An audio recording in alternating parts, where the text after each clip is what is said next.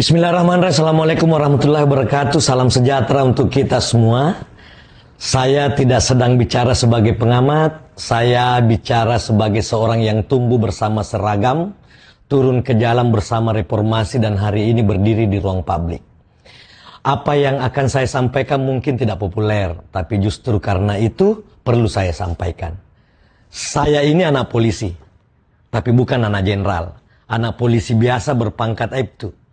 Saya tahu betul rasanya beras bulog, tahu bunyi gaji tanggal 1, tahu sunyinya rumah panggung dan bukan rumah dinas.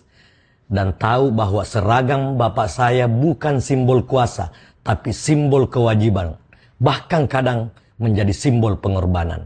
Dan saya juga mantan aktivis 98. Saya dulu turun ke jalan bukan untuk membenci polisi, melainkan menyelamatkan polisi dari politik kekuasaan. Maka ketika hari ini muncul wacana, polisi sebaiknya dibawa kementerian saja, saya tidak marah. Saya justru prihatin. Karena itu tanda bahwa kita mulai lupa. Bahkan pada alasan kita dulu berjuang. Reformasi 98 memisahkan Polri dan TNI bukan untuk melemahkan polisi, tetapi untuk memuliakan hukum. Agar hukum tidak lagi berbicara dengan bahasa senjata. Agar polisi tidak lagi menjadi bayang kekuasaan. Polisi sipil itu bukan polisi jinak. Polisi sipil adalah polisi yang beradab secara konstitusi. Bukan polisi yang ditaruh di bawah meja menteri. Mari jujur secara logika. Menteri adalah jabatan politik. Setiap pagi berpikir koalisi. Setiap malam menghitung elektabilitas. Kalau polisi diletakkan di bawah kementerian, yang kita pindahkan bukan sekedar struktur, tetapi loyalitas. Dari hukum ke kekuasaan, dari konstitusi ke kepentingan. Dan itu bukan solusi, itu kemunduran yang dibungkus dengan jargon. Tapi saya tidak sedang menutup mata juga. Ada polisi yang buruk, ya ada. Dan saya tidak membelanya. Tapi mari kita ukur dengan akal sehat, bukan dengan emosi viral. Jumlahnya 0,00 sekian, namun viralnya 0,1 juta. Karena kamera lebih suka skandal daripada pengabdian. Algoritma lebih mencintai kemarahan daripada kebenaran. Satu oknum jatuh, ratusan ribu polisi baik ikut ditampar. Dan anehnya kita menyimpulkan lembaganya yang salah. Ini logika malas yang terlalu sering kita pelihara bersama. Sebagai anak polisi, saya tahu satu hal. Kebanyakan polisi tidak hidup mewah. Yang mewah itu hanya berita tentang mereka. Mereka bekerja dalam senyap, disumpahi ketika salah, dilupakan ketika benar.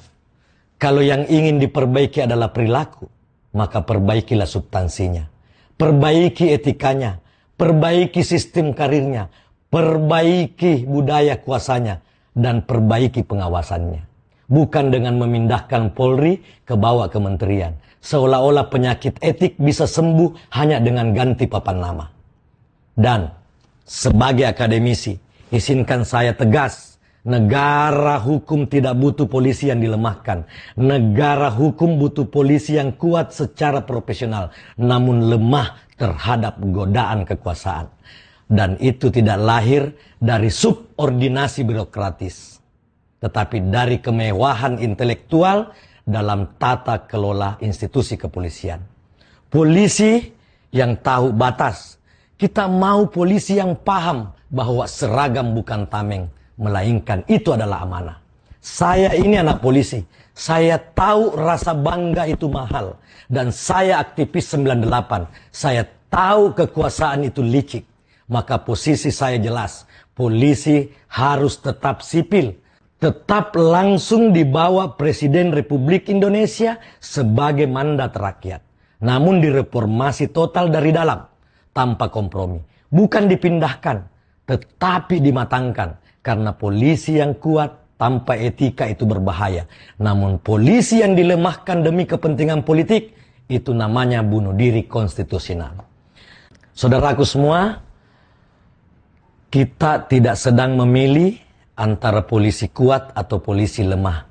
Kita sedang memilih antara negara hukum atau negara yang takut pada hukumnya sendiri. Dan reformasi 98 telah lama memilih jawabannya. Salam hormat dari saya, Profesor Dr. Insinyur Sakir Sabara bin Aibtu Haji Lawata. Wassalamualaikum warahmatullahi wabarakatuh.